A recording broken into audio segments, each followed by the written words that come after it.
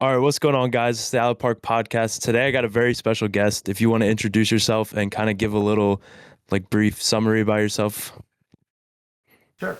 My name is Angelo Natali, and I think I was introduced to you by my grandson Nicholas Natali. Yeah, Are you guys teammates? yeah. He You was play my ball together? my freshman year roommate, but we're currently still teammates as well. Oh, get out! Yeah. It's funny. I didn't know that. But yeah, so I'm happy to be here, and I'm a recent college grad myself. I graduated from Western Connecticut State University 2 years ago hmm with a Bachelor of Music with an emphasis on audio and music production, which I've been doing my whole adult life anyway, hmm like without a degree. Um, but I decided to go back.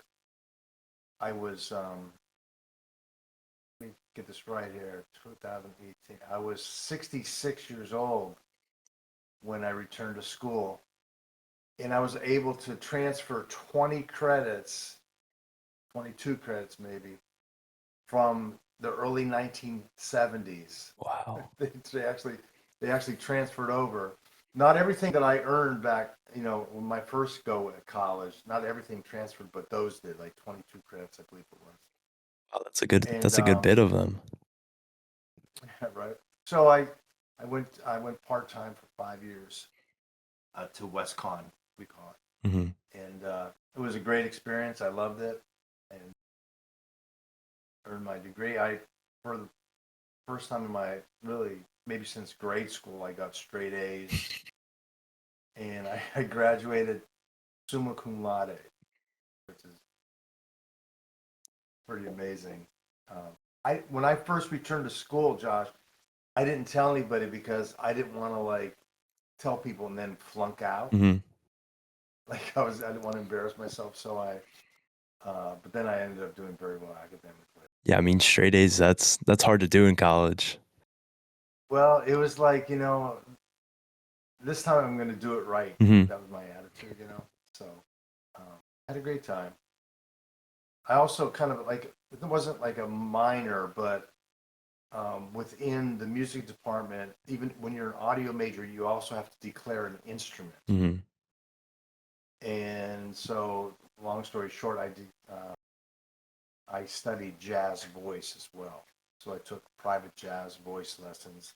I was in the jazz ensemble, vocal ensemble, which was really challenging and a whole lot of fun. This that kind of jazz music is very difficult hmm to sing, especially if you're mostly been involved in pop music. Yeah. Okay.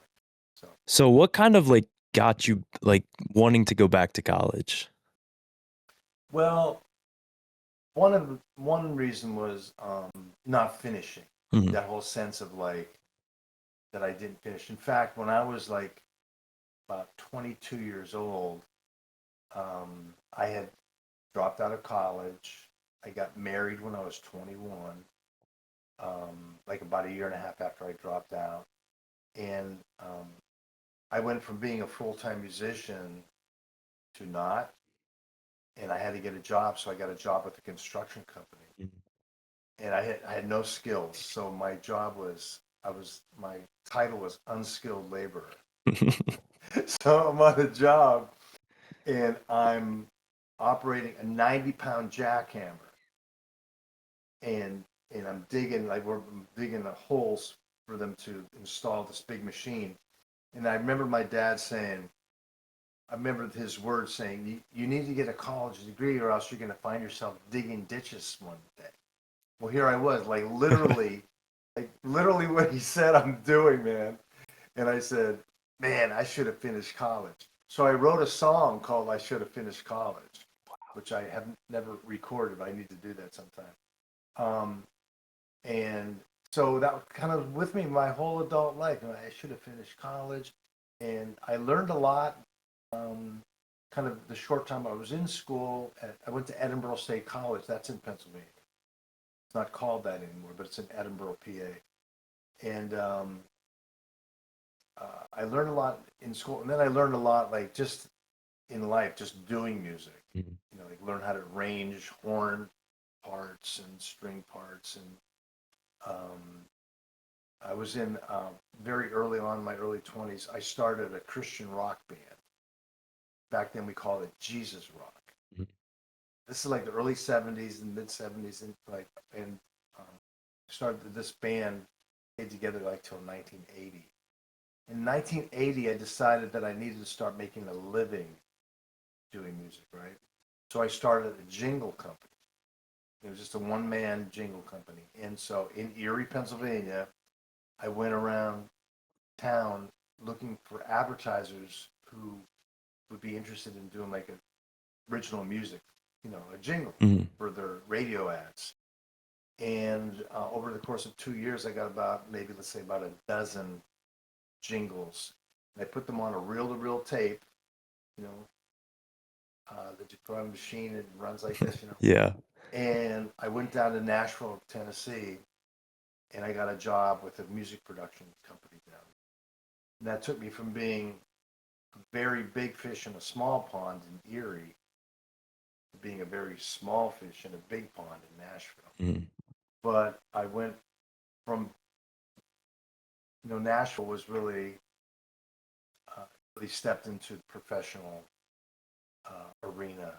And that was really a cool break for me. And so I worked with this company for 5 years. The first 2 years was in Nashville, and then they transferred me to New York City, where I opened up a satellite office for them. It was called Hummingbird Productions, and we used to do stuff for Dodge, Pepsi, the Cabbage Patch Kids, you know, hotel chains. And it was really an exciting time. And it was really kind of like the golden age of the jingle. Jingles aren't really big. Back then, every food chain had a jingle. Every airline had a jingle. You know, every big corporation had some kind of like a musical logo. And so there were a lot of people, you know, making a living doing jingles, and I was one of them. And like, you know, the transfer to New York is the reason why I'm in Connecticut now, Mm-hmm. all these years later, because we moved to Stamford, and I commuted by train every day into Manhattan. Wow. Commuter train, yeah. Wow. I just thought that was going to be that. I just thought that was going to be like the rest of my life. Mm-hmm. Like I'm going to be stuck on this train. Like, you know, it wasn't that bad though. Back then, though, the train ride from Stamford to Grand Central Terminal was only 46 minutes. So I think it would get shorter with technology now. It's a little bit longer. Mm-hmm. But yeah, I did that like Monday through Friday for Wow. like 3.5 years commuting. But I rarely go to the city now. Everything's remote. Like here we are, you Mm-hmm. know, Yeah. doing this interview, you know. And so while I was with Hummingbird, I did a lot of toy commercials, right? So we had the Cabbage Patch Kid account, and um, there was a guy, Steve Tennyson, God rest his soul, he passed away a few years back, but he was a producer at an ad agency, and I worked with him on this Cabbage Patch stuff. We spent a lot of time together. Well, he left that agency in New York and moved to Texas, which is where Dallas area, which is where Barney, the purple dinosaur, was being produced, right? Mm-hmm. So he got to know the Barney people, and they told him, "Oh, we're looking for songwriters." And he said, "Oh, you need to talk to Angelo and Natalie." So Steve called me. He said, "Hey, Barney's going to call you." And I thought, "Oh, this is cool. Maybe I'll get like, you know, 2 or 3 Barney songs under my belt, and it'll look good on my resume, right?" So I ended up a few years that I wrote for Barney, ended up writing like 34 songs for them. Wow. Yeah, and then when Barney had run its course, a couple of the people that started Barney started another thing called Boz the Green Bear Next Door, which you probably have never heard of. It was more of a faith-based thing for kids. It was animated. They called me up and they said, you know, we want you to do the lion's share of our songwriting. So I ended up writing over 30 songs for Boss as well. So it's kind of like you see how one thing leads to Hmm. another, in business, any kind of business, but certainly in the music production business, it's like who you know, who you've worked for, and the trick is like, and I don't know what your major is or what your goals are, but it's like, you know, um, that's at least I have found in my own career is that's how things have opened up, opportunities have opened up to me. It's like, again, people I've already worked for. But of course, like, how do you get there in the first place? Hmm. You got to get that first job. You got to have that initial uh, relationship, that refers you. So, so I've done a lot of kids stuff over the years, and I mean, I find it easy to kind of get in touch with the little child within me, So, So how do you like kind of come up with like these ideas for the jingles and everything? okay, so what was really fun about both Barney and Boz, and maybe their approaches are similar because there were some of the same people involved. They would like give me like these really general assignments, Hmm. like this, Josh, like write a song about colors. That's it. Right. Right? So it's like, man, that's pretty broad. Like, Hmm. how do I bring that into like a song that will engage the kids? I'll give you two examples. One for Barney, I started thinking about colors, and I go, and I would get a piece of paper, and just write, uh, you know, colors in the middle of the thing, and then I would put blue, green, red, or colors like that, and like they go, oh, blue jeans. I go, wow, my clothes are all different colors, but my jeans are always blue. Like everything else varies, but my jeans are blue. Hmm. So I wrote a song called "My Jeans Are Always Blue." Wow. So it's a song about colors, right? But you go, my raincoat is yellow with an orange collar too. Rain, shine, or anytime, my jeans are always blue. So then, fast forward a couple years later, and Boz, the green bear next door, I get the same assignment. He said, um, write a song about colors. They call it edutainment. It's educational and entertainment as well. So they combine it, call it edutainment. So I go, okay, I did the same thing, colors, green, blue, red, yellow, etc. I go, green, okay. The earth, the earth is green. You hear about God's green earth. Hmm.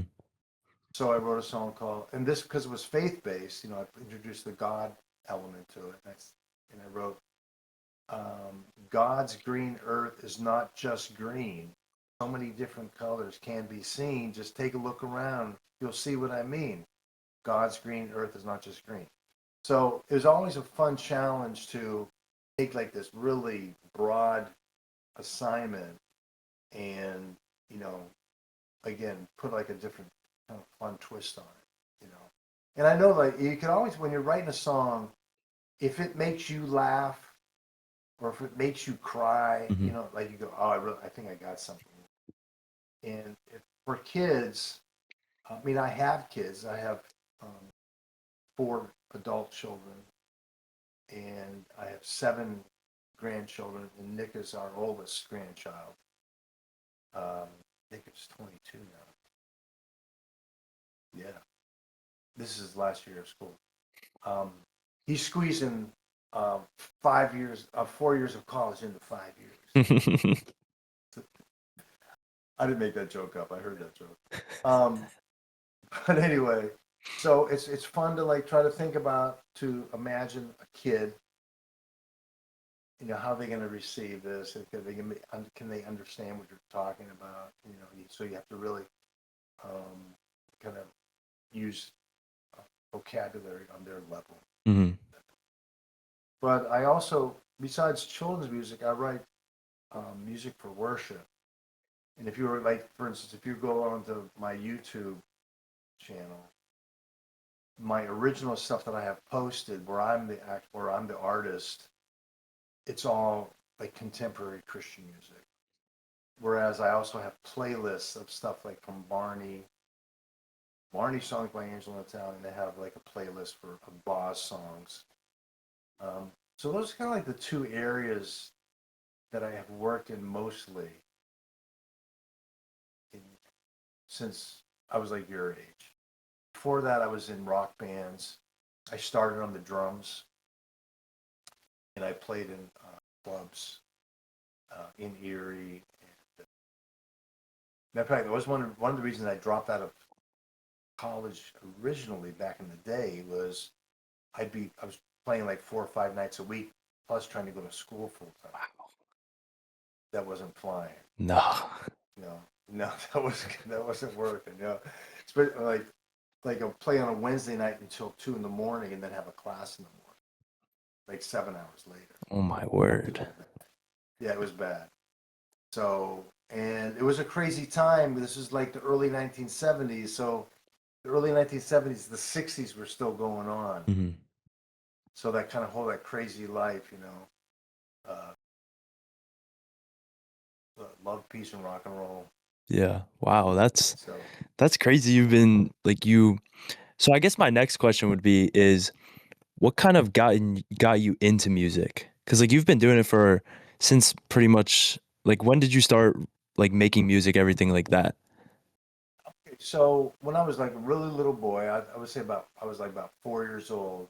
I'm watching cartoons, and this cartoon came on, and it was a like a big band, like like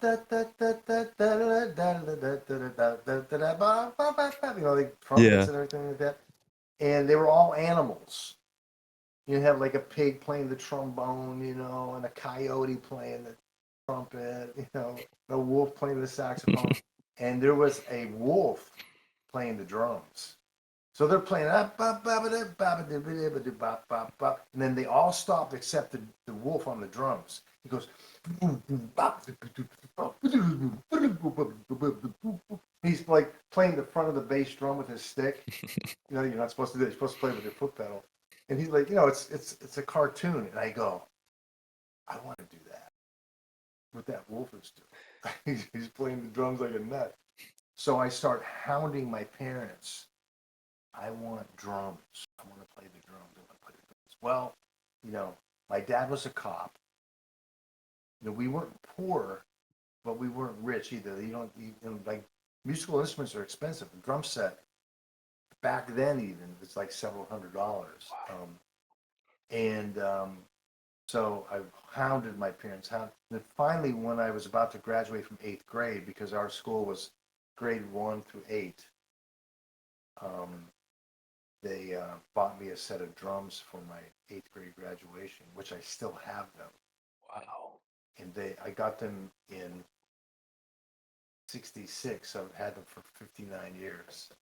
The same set of drums. It's like a classic silver sparkle set. So anyway, I started playing drums. I was 14 years old when I got the drums. I was in a band, and we were like all just learning. We back then, it was way different than now. Like if you were a musician, a teenager musician, there were like a lot of opportunities to play. Like play school dances and the YMCA. There were two Ys in Erie, and at the downtown Y they had the high school kids would go that one, and then the uptown Y the middle school kids would go, and we would play at both of these Ys. And on the weekends there'd be like um, always it would be every week they had dances. You can imagine. I don't know if there's anything like that for kids. I don't know of anything. I live in Shelton now, Shelton, Connecticut, and I lived in Stamford for 40 years, and there used to be some teen dances when my kids were teenagers. I don't know if there's anything like it's. But what I'm saying that just to say there were a lot of opportunities to play, and we played covered. We covered like whatever was popular. The Beatles. Um, then later Led Zeppelin and Jimi Hendrix. and Cream, like, and all those, that which I love to play that stuff as a drummer. Like, when you're a drummer, you don't want to play folk music. Mm-hmm. You want to play Led Zeppelin and Jimi Hendrix. You know what I mean? Yeah. You really dig in. That was fun. So when I was 18, I went to Edinburgh State College, and I was a music education major, and my applied instrument was percussion. So, I played drums, and then when I was 20 years old, I had a really radical, I call it a radical adult conversion. I was raised in the Catholic Church, and it was,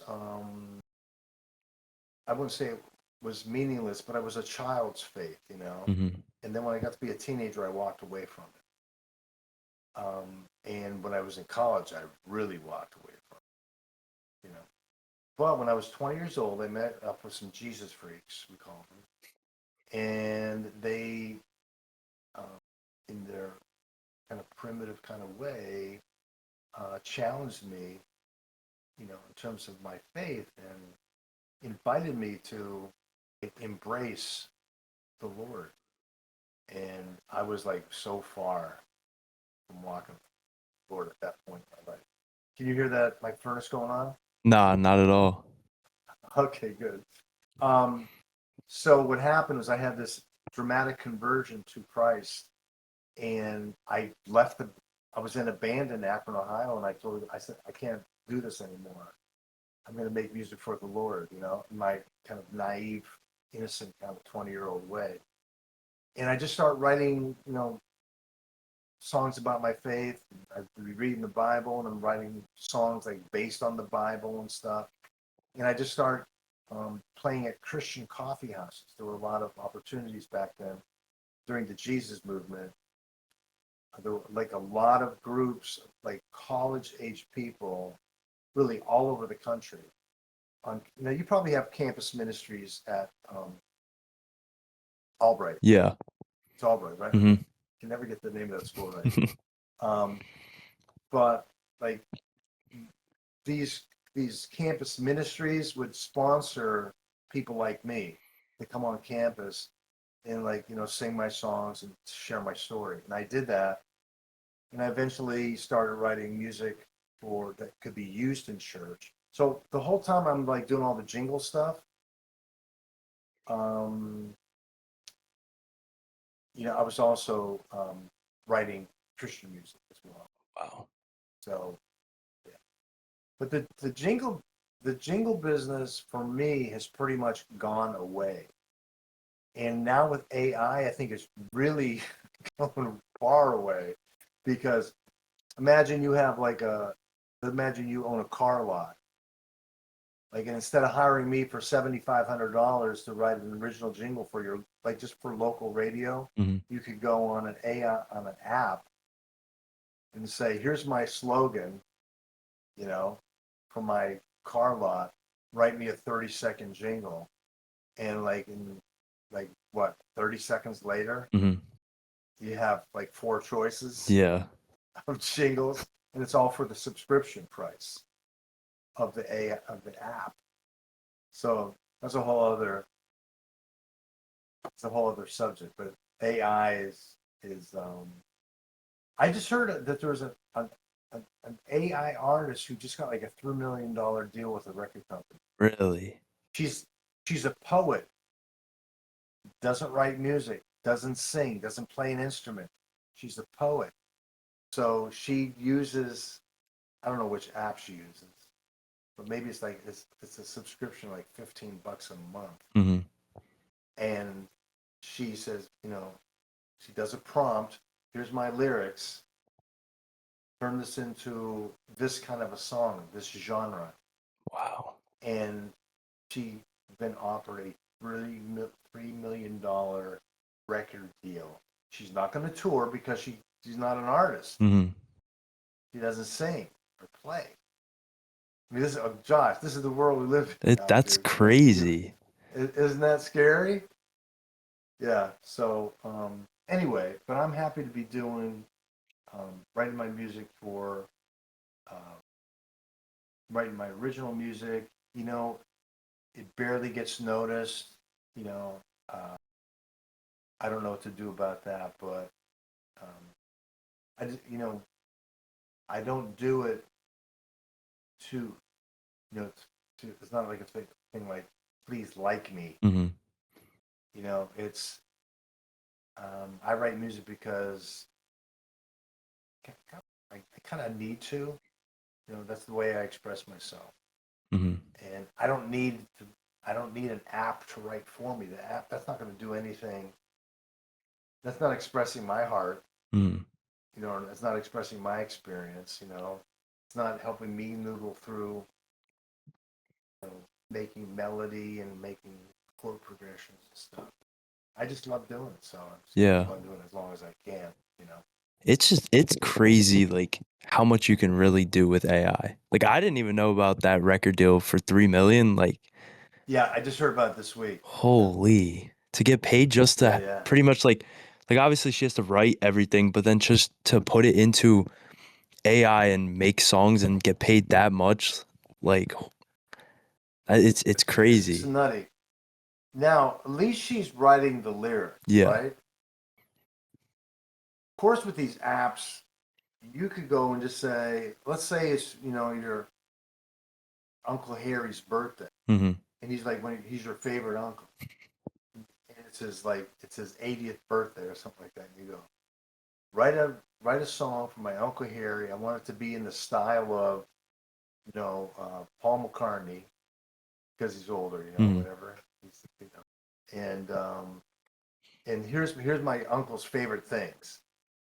He likes ice hockey and he likes uh, you know watermelon and you know what I mean, like just Yeah. like really personal stuff.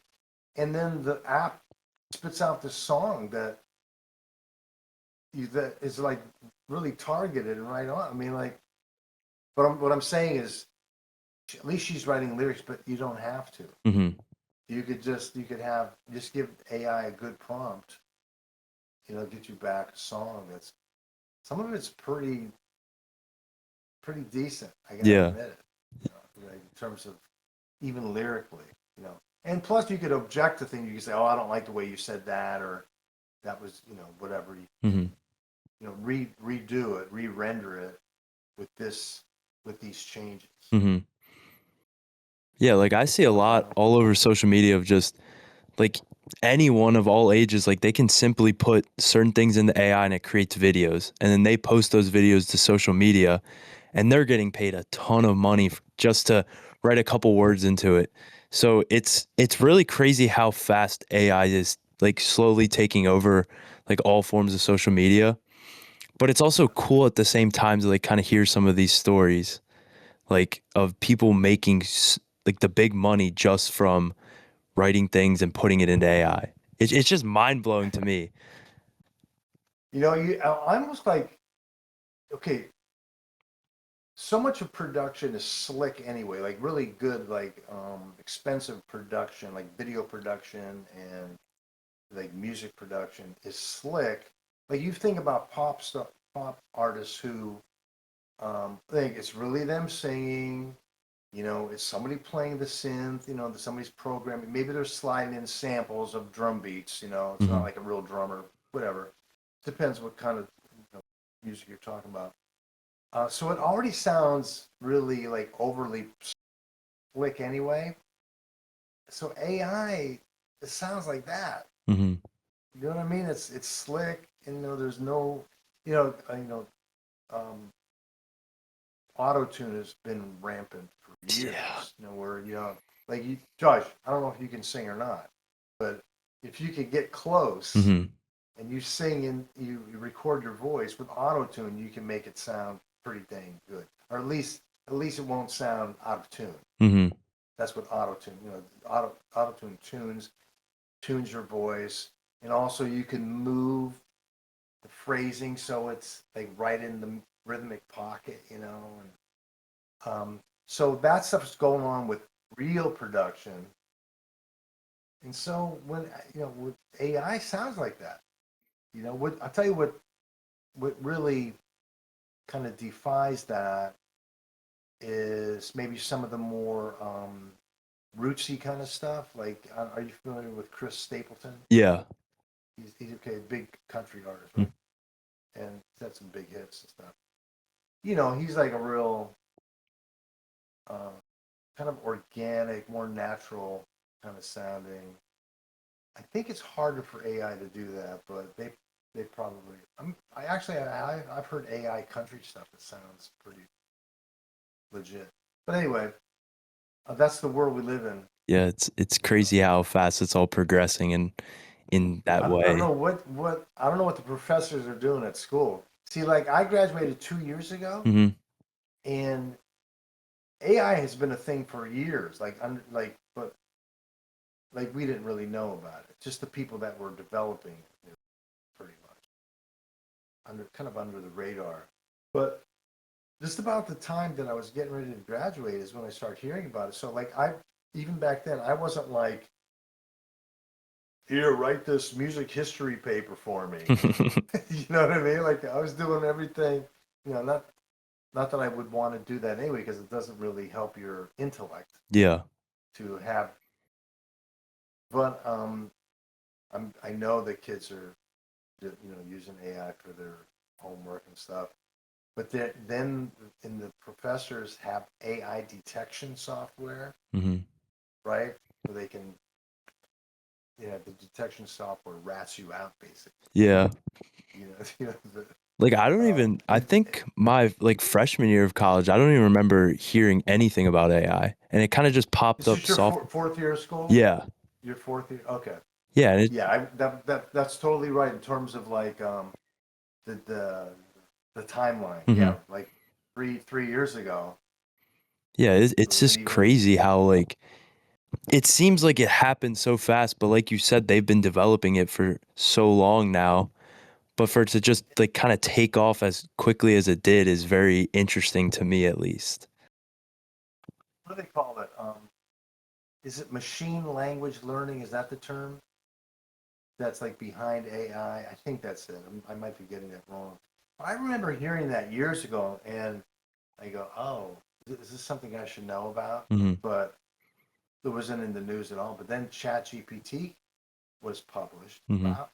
I don't think it's been much more than 2 years ago, and it was free. And see, I tell you, I use it. I'm trying to build personal studio, a little project studio in my shed, my uh, behind my house. Hmm.